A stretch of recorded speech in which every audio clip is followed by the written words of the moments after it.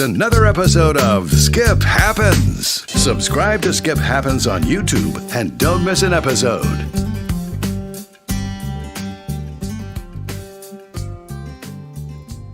And here we go. Hello, everybody, and welcome to another edition of Skip Happens. Of course, my name is Skip Clark, and Skip's going to happen tonight, but it's going to be so freaking cool. It's going to happen like you've never seen it happen before.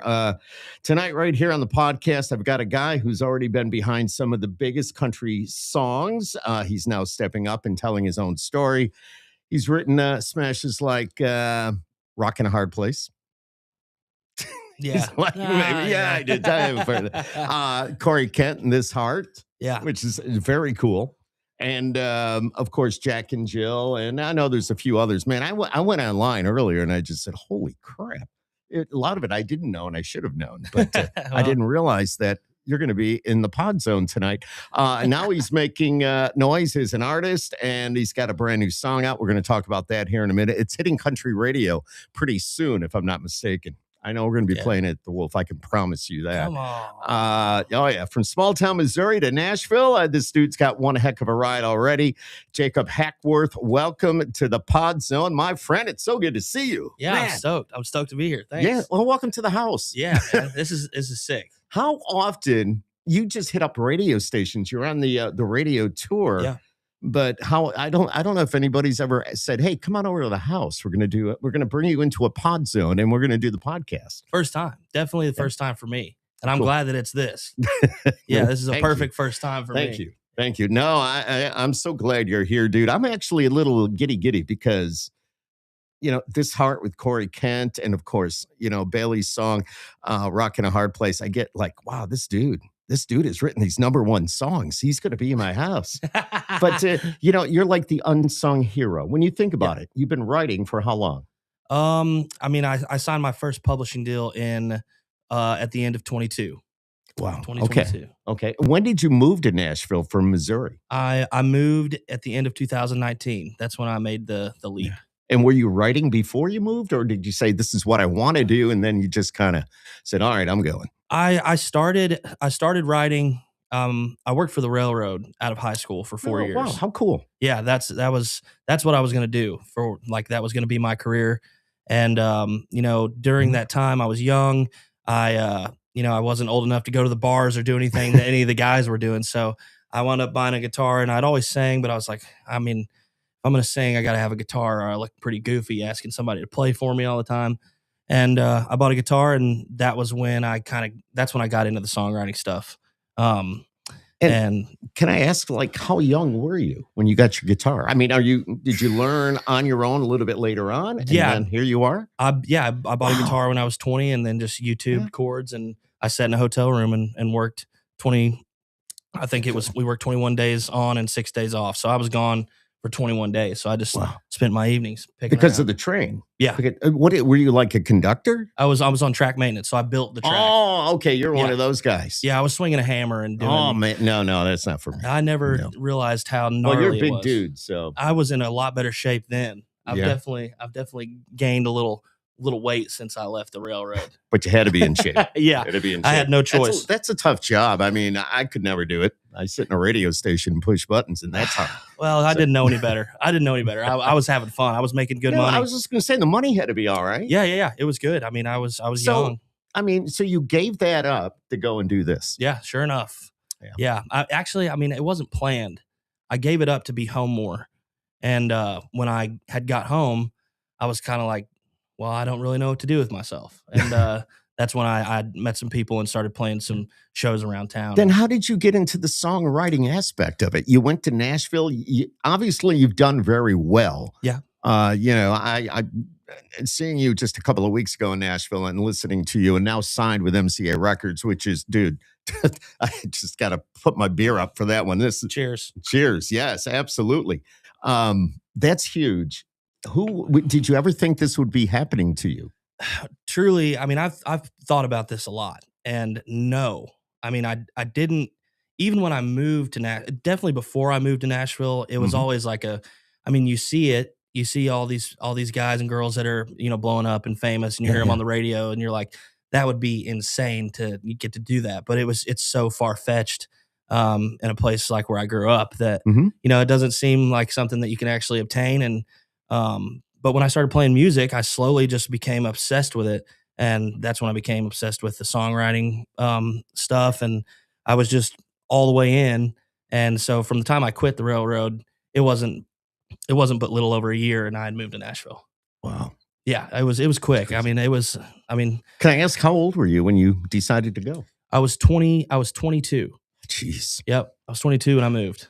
It's crazy. Yeah. You're going to a city where, you don't know anybody, but you're going to make those connections. Yep. You got to start somewhere. And every artist that comes into the pod zone, we sit and we talk about that. Like, what was it like? You made that move. You walked away from family. You went to pursue your dream.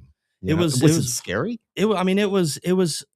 It wasn't as scary. I had two of my buddies move with me, and we played. They played in my band still, and so we moved together to do it, and so it made it a little easier moving. But once we got there, it was like, holy shit, what are we gonna do? No jobs, nothing. So we had to kind of start at square one. But it was so fun looking back. At the time, I was a little scared, but it was a new place, and it was way more change than anything. Yeah, not a chance. No. So you went from like a small town, West Plains, Missouri. Yeah, sure enough. And you moved to the big city of Nashville. I call it a big city now because it's a big city. It's grown. It's grown. Every year when we go back for our seminar, it's like, where did that come from? Where'd that building come from? Who's this? Who's that? It just keeps expanding. But what's the most small town thing about you that Nashville still hasn't knocked out of you?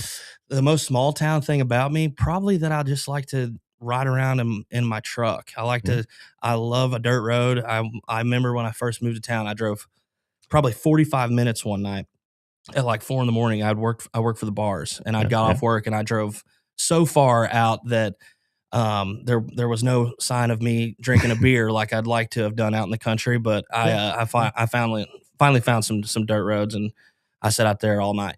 But yeah, that's what I love for sure. Yeah. It's a red dirt road. Yeah, 100%. A red dirt road. Plenty of dirt road things. Yeah, exactly. That's why I just bought a brand new Canyon. I've had it 2 days. It's sitting out in the driveway. It's an off-road vehicle, and I thinking that's pretty cool to get off road. 100%. It's the best feeling ever. Pop the tailgate. I hate to say it, but pop the tailgate. Have a cold one. No, 100%. I love saying that. Yes. Just go somewhere, sit. Have a beer. Have a beer. Why not? Peace and quiet, man. Exactly.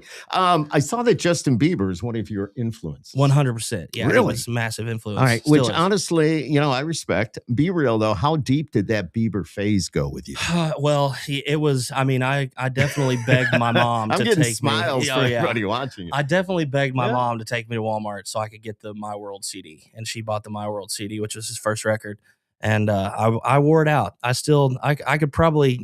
I could probably get through every song on the record lyric for lyric if I really tried. I wore it out, but I'm still a massive fan. I'm not judging. Oh, hey man, I'm full. That's cool. I'm all the way in. I'm all the way in. I had the hair too. I had the flip. Yeah, it was hit it all going for you. Oh yeah, it was perfect timing. Did you see him on the award show here just recently? Oh yeah, it was like. I don't know what he was trying to do though. Wasn't he just in his boxers? I think it was a pair of shorts. It might have been a big pair of boxers. I don't know. But dude, he's just doing his thing. He's Justin Bieber, Yeah. Okay.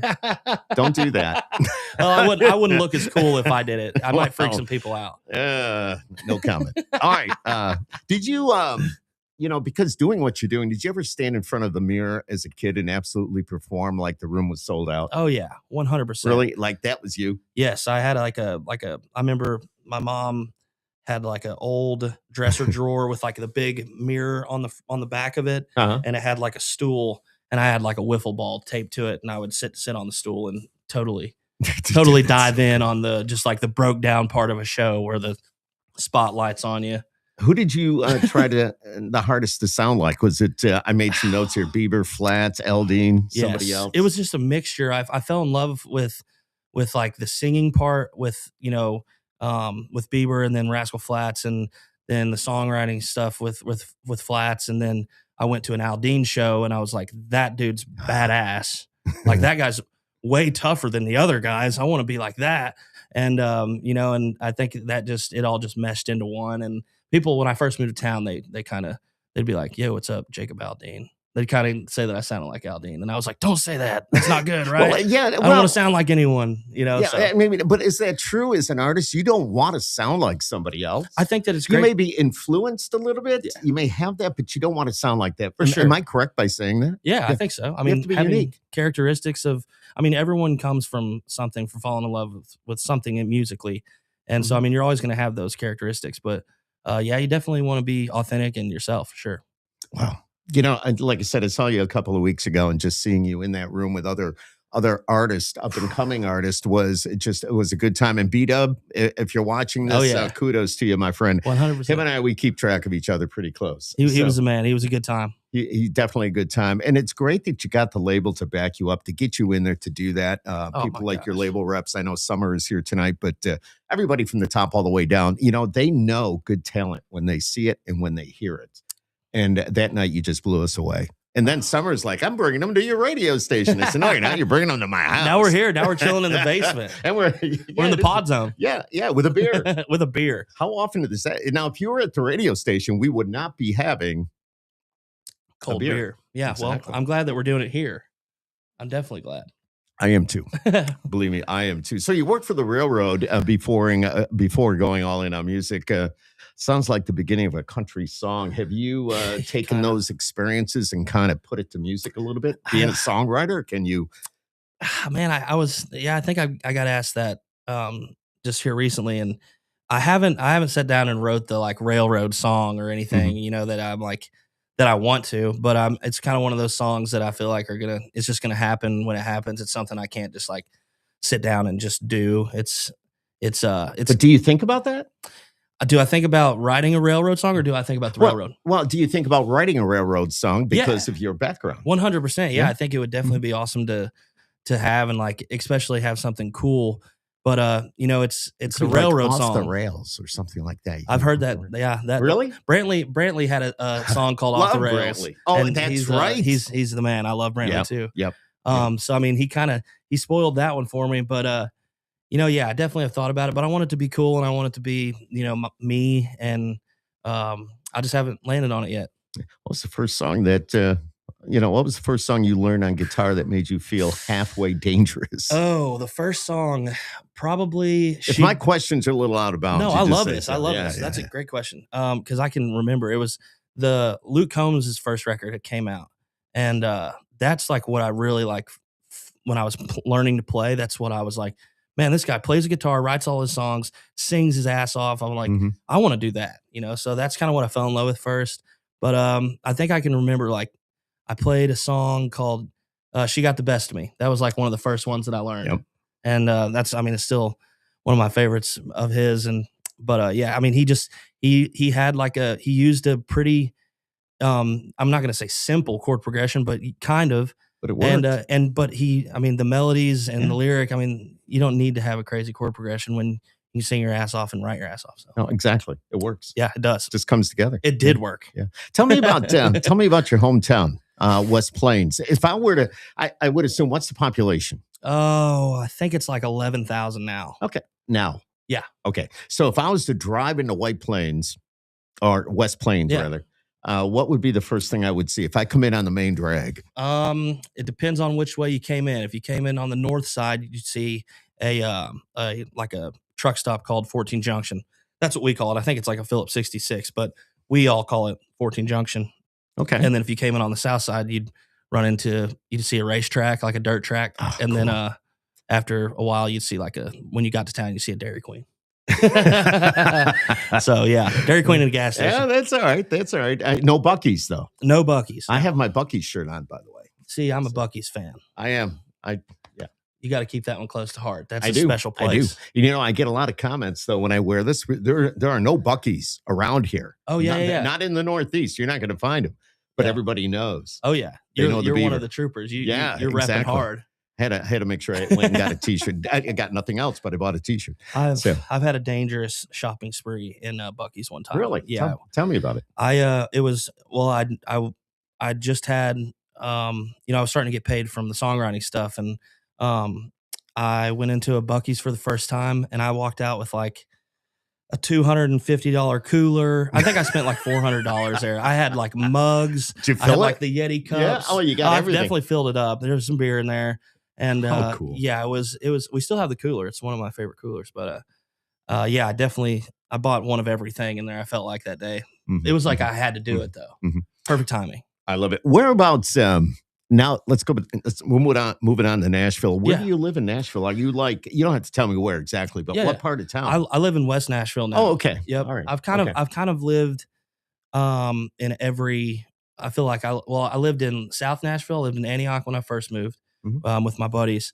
We had a place there for a couple years, and then I moved in with my girlfriend, still my girlfriend now, and I moved in with her. She lived on Demumbrian, and that. The name dangerous. I can never pronounce. Yes, Demon Brewing, or I call it Demon Bro, whatever. My very first trip to Nashville 20 some odd years ago, and back then they didn't have Uber and Lyft and all that, but we're taking a taxi, and I said, "What's this Demon Bro Street? What is it?" And they just look at you like, "Oh yeah." I had to learn it because you look like an idiot if you say it too much. I was the idiot. No, not you, but me in Nashville, living there and on Demumbrian Street. I had to learn excuse. it. I was from out of town. Yeah. You weren't. Yeah, you had the perfect excuse.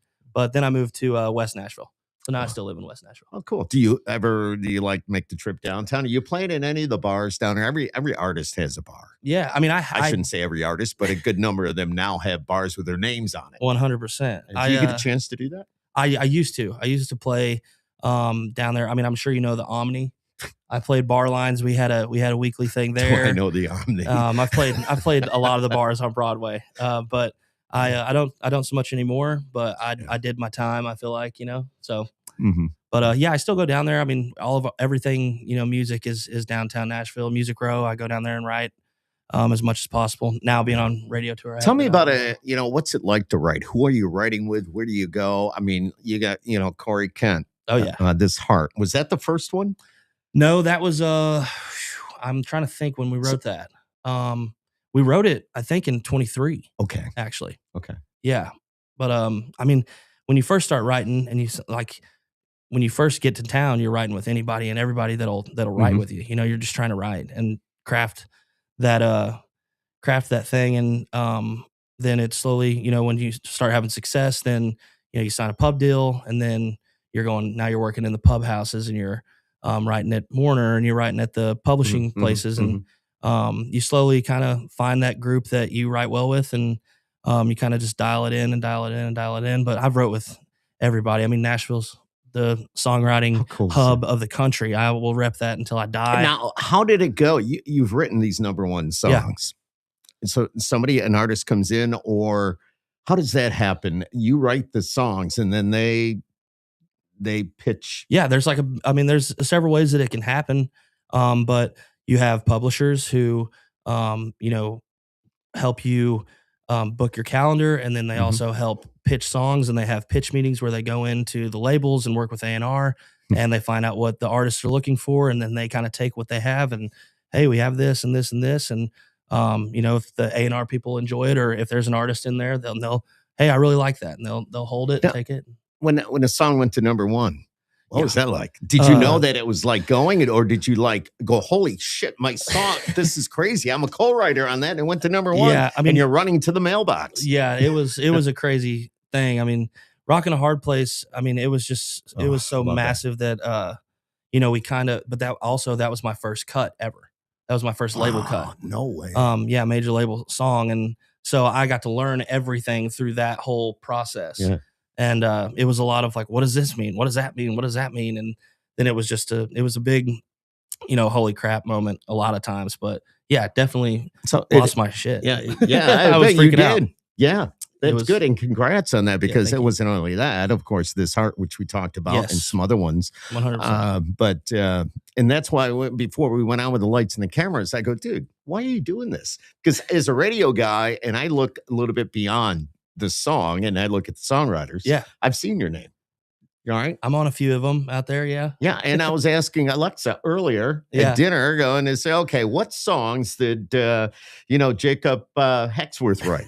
Hackworth write. Yeah. And it'd come up, and it had Corey Kent and stuff. Oh yeah, so man. That was so cool. Corey's the man. He crushed that song. And I was so happy that it rang the bell, and he deserves every bit of it. And I was so glad that he cut the song. So, are you happy? Would you be happier as a songwriter or an artist? I mean, this was always what I wanted to do. This is why I moved to Nashville. As an artist, yeah, to be an artist, and that was the end goal for me, was to get to do this. But the songwriting stuff worked first, and luckily I just had the right people around me, and I signed with the right publishing and management deal, with right management, and they just were like, let's focus on the songwriting stuff because my management's amazing. Cost Weaver, shout out. He's the man, and he kind of was like, this is going to help you in the long run. Obviously, the artist thing is what we want to do, but you're having a lot of fun right now, and you're having some success. Let's really craft, what you want to do as an artist. And I think focusing on the songwriting is going to help that the most, and it did. Wow. Yeah. So being a successful songwriter, which you are, it makes it easier, or it makes it easier to do what you're doing, right? When you start putting your own artist project out there. I mean, I have a ton of songs. I know what I want to do as an artist and how I like the songs that I want to make. And also I've made a ton of relationships with other artists and just music business in general, anyone and everyone that's in Nashville. I think it's just helped me in a million different ways, and I couldn't be happier with how it's worked out. I'm grateful. I'm blessed, man. This is amazing. And that's one thing I have to say when it comes to the country artist, and those of you that are writing and those of you that are, the actual artists on the songs. I mean, everybody's just so humble. Everybody's so cool. You're doing what you love. I'm sitting here doing what I love. Yeah, it's a blessing, man. It is a blessing. We couldn't be any luckier. Yep. And we have a beer. And we have a cold beer. Cheers. Yeah, even the people in the background. There you go. Cheers. Cheers. But that's good. That's good. That's good stuff. It is definitely good. So you're a Bud guy, huh? I do like I like a Bud Light. It was the first beer that I ever drank, and I kind of had to tough my way through a few of them. There was definitely some drink on a red dirt road for sure. Let's have a little bit of fun. What was the last thing that really made you mad? The last thing that made me mad? Dang, dude, that's a good question. I don't Seriously, know. Because we all go through life. What was the last thing that made you mad? If I really thought about it, it would probably be, probably today when I was trying to get in my hotel room and I had my luggage and my guitar, and then I had some other stuff in one arm, and I couldn't get the door open and get my suitcase through it. And it kind of pissed me off. But I got in there. So the guitar is still in one piece. Thank God. We got good cases. That was probably my... How do you handle when you get mad? How do you handle it? Just try to shut up and just don't let it get the best of me. I'm smart man. Smart man. I don't get too irritated too often. Who was your first celebrity crush? Britney Spears.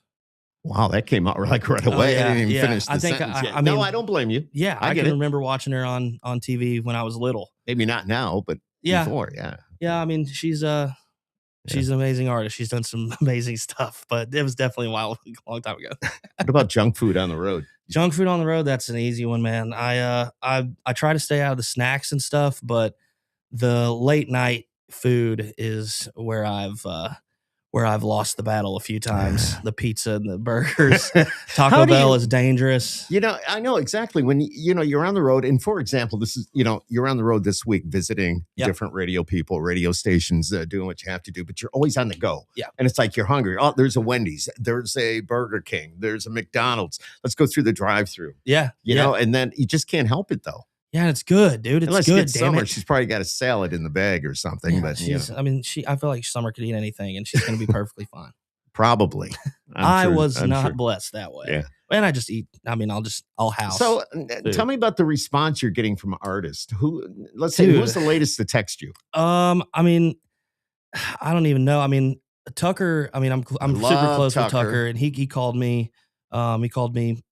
You got to get on the road with him, by the way. Yeah, I'm on the road with him in the fall. I'm there. He's bringing me back out. And if you go to Red Rocks, I want to be there. We're going to Red Rocks. We're playing Red Rocks. I'm going to lose my mind. Yeah. Have you ever been to Red? No. That is, I think I might have told Summer this, and I did not realize that you and Tucker were playing Red Rocks. Yeah. But Red Rocks is on my bucket list. That's one venue I would die to see. Me too. It's gonna be a full circle, just a crazy moment. Wow, dude. And I'm with my buddies Vincent and Tucker. Tucker. Yeah. And Vincent Mason? No, just Tucker. Tucker is a Tucker show. Sorry, I got my names confused. All right. But Vincent is a good friend of mine. But yeah, I'm out with Tucker for the Red Rock show, and it's gonna be awesome. I'm gonna lose my mind. I'm gonna I don't even know how to even think about walking out of that stage.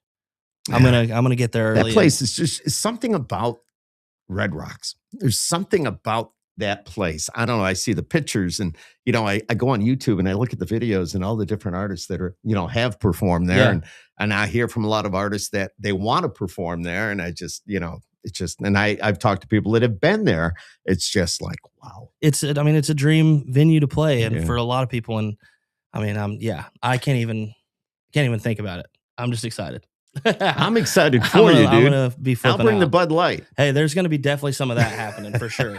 What is there something you require when you do these shows? Like you ask for a case of Bud, or you want that in your dressing room or in the green room or whatever? I flip around a little bit. I mean, I love a good shot of whiskey, before we go play, and I feel like that's kind of an obvious one. But I kind of switch it up. I'll do like Tito's ginger ale, splash of cran. I always try to have that in the green room, or I'll do like Jack and Sprite. Ooh. Have you ever had Winter Jack? Yes, every Christmas when it comes out. Yes. Yeah, I go grab it. Dude, yes. Yeah, that was the thing. I have 2 bottles of it up there that we didn't finish this year.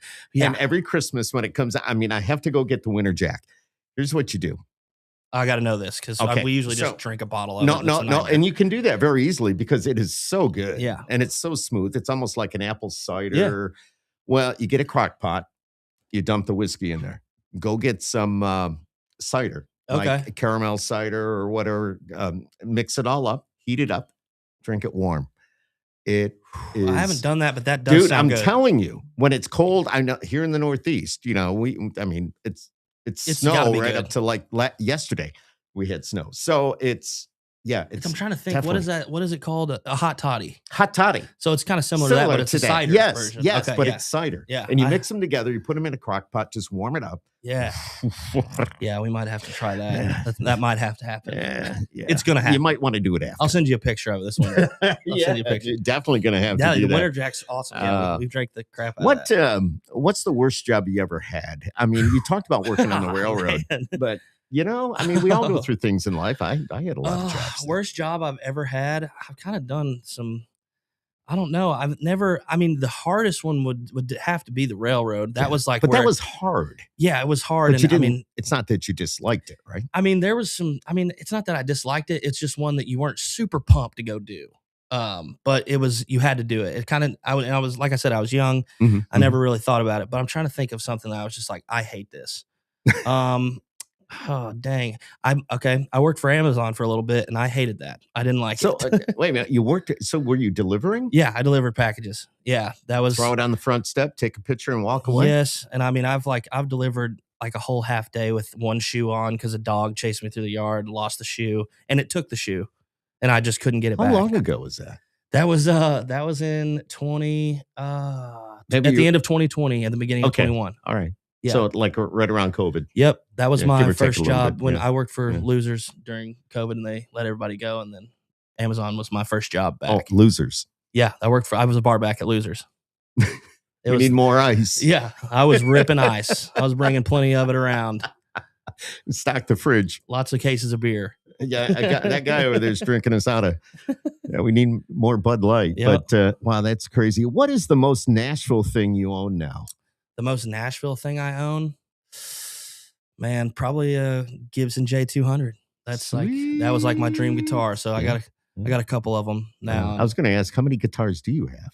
Oof, I probably have 7 or 8. Yeah. Yeah. Okay, cool. Yep. And a different sound out of each one. Yeah. Yeah. So they're all different. when you go to write, do you take a particular guitar with you, depending on what you're in the mood for? How does all that work? I kind of have like one that they're like the first guitar that I ever got. My uncle, he sold it to me technically, but I never paid him. Actually, come to find out, he reminded me of that later on. But it was an Alvarez acoustic, just no pickup or anything, and I like to write on that a lot just because it was like the first thing that I ever had, and I had put stickers all over it, when I was first starting, and that was also a Luke Combs thing. Shout out to Luke Combs. He did that, and I was like, well, I've got to do that. I got to do that. And so, as long as you don't do what Bieber did, don't go in your I'll boxers. try to stay away from it. But I know. That guitar is one that I like to ride on a lot. Wow, that's cool. Yep. So, do you have names for your guitars? No, I haven't. I haven't named them. Just guitar. Yeah, just. I mean, I guess what they're actually called. I got my Taylor. Yeah, the Taylors are nice. I had a Taylor for a little bit, but I sold it to Go Home, and then we wound up going to the bar, and I spent all my money at the bar.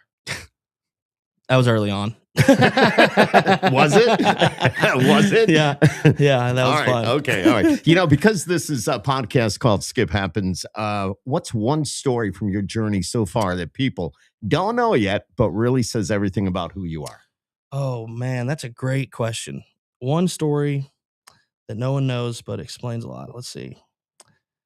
Ask me the question one more time. I'm so sorry. I had to do that. I know. I'm so sorry. All right. I got to really think. All right, here we go. Because I wrote it out. Good thing I did. And because this is Skip Happens, what's one story from your journey that people don't know yet, but really says everything about who you are, Jacob? I think people are slowly finding out that that I work for the railroad, but quit and moved to Nashville to make music. But I think that kind of explains who I am as an artist. I'm very eager to do this, and this is something that I've always loved and dreamed of doing. And when it came time to actually make the leap, I did it, and I try to do that. I try to do that as much as possible in the scenario I'm in now with everything. If I can go play a show, or I can come hang out with you, if I can go write a song. Welcome anytime. We got plenty. I'll be back, man. But that's just kind of how I try to do this thing and just be there every chance I get. You're so humble, as I said before. But I talk to you and I talk to other artists, and it's and by doing this in the podcast setting, we get to go a little bit deeper. We get to find out who you really are. Yeah. And you know what? And in most cases, if not all, you're just a human being. You're just a real person. You're just somebody that's living their dream. You're dedicated to your craft, whether it's what I do, what you do. And it proves to people that are watching this or listening to this, whether it's here live or they watch it back, that, you know what? You're just like them. They're just like you. 100%. And I think that is the most important thing. And it's always one fan at a time. And if you make that connection, you got a fan for life. 1,000%. I was a fan first. And I've exactly. to a million Me concerts too. And I've studied everything and watched all the podcasts and interviews and obsessed over it. And I think you should do your own podcast. What do you think you'd call it? Oh, what do you think I call it? I don't know. Probably the Hack Show. Everyone called me. Everyone called me Hack. That's your name. Seeing what we could do with it. Everyone the called Hack me Show. Hack. So I don't know. The Hack Show. What other have you been out with Bobby Bones or any of those guys yet? No, I haven't. I'm sure that's coming. I've listened to a million of the podcasts. Yeah. Do you have which one do you there's so many podcasts. Yeah. Everybody does their own thing and we all have our own different style. I love talking to the artist. So, but is there one in particular that you listen to? And I was really big into listening to him. I loved listening to the Bobby Bones show. Okay. I loved his podcast. Yeah, he does a great job. I liked Whiskey Riff. I listened to them for a long time. But that was kind of the only two that I really got into. I really liked watching the live interviews where you could, see them and actually see how they reacted and all these artists and stuff. I was weird, but I was obsessed with it. Let's say I was to grab your phone right now and open it up and look at your playlist, what artist would surprise me the most? Miley Cyrus, maybe. Yeah, she's Party in the USA. It's called Angels Like You. I've been on that song. I came out in 2020, but yeah. No, I know. I've been obsessing over that. Or there's another group called In Color that I've been listening to a ton, and they're sick.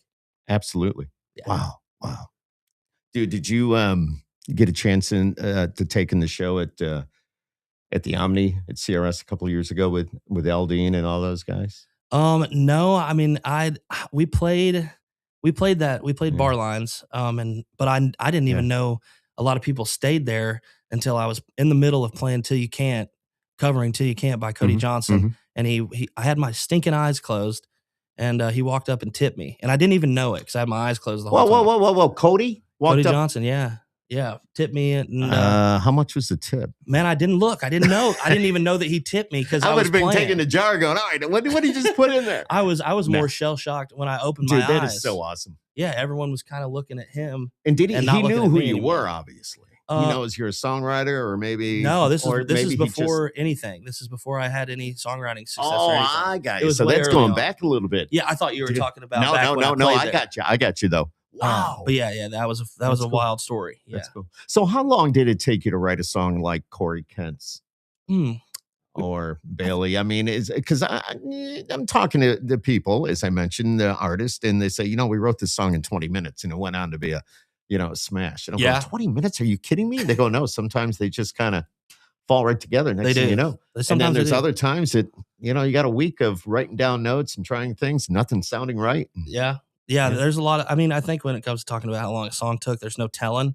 But I mean, with This Heart, from the time we sat down and drank our coffee and caught up and talked and hung out for a little bit and decided on what we were going to do, we probably wrote it and had it, had the vocal done and the demo done in 3 hours, Wow. So it's just different. You write some fast, you write some. We did a show with Corey not that long ago. So he's the man. He's the man. He's cool. He's cool. Definitely cool. He's like the coolest guy. So, a couple of weeks ago when you performed in a suite in Nashville for all these radio people, did you feel like, holy shit, these people can either make me or break me? Or I was going to ask, because of your background, already having the number one songs where you're like, all right, I'm cool with this. Yeah, I'm cool with this. But do you still get that? Yeah, 100%. With the songwriting side of things, all you can do is write the song. Then once you've wrote it, it's kind of out of your hands. But now on the artist front, I can work my tail off and try to play that thing as much as possible and try to show as many people and hang out and get to know everybody as much as I can. It's a long game, I think, on the artist front. And it's definitely a relationship that I've enjoyed getting to make with everybody. And but yeah, I definitely was like, I gotta kick it in gear here. We gotta knock this one out. I don't think you have anything to worry about, but if something did happen, I already know you don't. I mean, you've got these songwriting credits, you've got number one songs under your belt now. But if you weren't doing this, what do you think? Would you still be with the Railroad, or what would you be doing? If I wasn't doing anything music? Yeah. Phew. I don't know. Let's say, all of a sudden something happened and I'm done with this. I think, I had a pretty good opportunity at kind of working higher up in the Railroad. So I'd try not to do some of the grunt work that I once was doing and maybe try to find another position. But yeah, maybe the Railroad. I know it a lot. I'm going to be a little bit of a geek because there's one that trains and airplanes fascinate me. They're pretty interesting. Both. They do. I can sit at the airport and watch planes and just listen to the conversations and wonder what's going on. I got friends that are pilots with some major airlines, and it's like, man, I wanted to do that, but I'm happy doing what I'm doing. Don't get me wrong, but 100% still. And then with trains, if we get a chance to take the train to New York City from Syracuse here, it's a 5-hour train ride, but it's awesome. You go down the Hudson and you see so much, and it just amazes me. A whole nother it's lay of the land. Yeah, it is. And you can bring a cooler on board. I didn't know that. I've never rode on those planes, but I would. On the trains. Yeah. I thought you said planes. Oh, but trains, nope. Bring a cooler on board. You got Wi-Fi. You can do whatever you want. You can pop a Bud Light, sit there, enjoy the ride. My wife can have her wine. I can have my beer. We're good to go. That's a good time. We're good to go. Yeah, that's a good time. We do that every once in a while. So, Jacob, so awesome, dude. Thank you for having me, man. This has been so fun. Well, it's the Skip Happens podcast. Make sure you tell your friends about it. 100%. We're going to take a little bit of a break. When we come back, you're going to play the single. Yeah. Okay. Yep. And maybe give us a little surprise. I don't know. It's hey, up we to can you, do whatever it. you want to do. We can do it. And so you're watching this. Just stay right there. We're going to come right back. But Jay, I got to make sure I get the name right, because I want to put an S. You can't. It say happens it, more than you know. Hackworth. It's Hackworth. Yep. I don't know. That's why I keep looking back. I hope I don't screw it up. But because I did that, I'm going to screw it up. That's fine. Everyone always asks me, how much is a hack worth? And how much is it worth? Well, I had a principal one time that used to ask me every time I was late to school. He'd go, how much is a hack worth? And I go, oh, not very much today. I love it. But thank you for being here on Skip Happens. We're going to come right back and we're going to hear some music.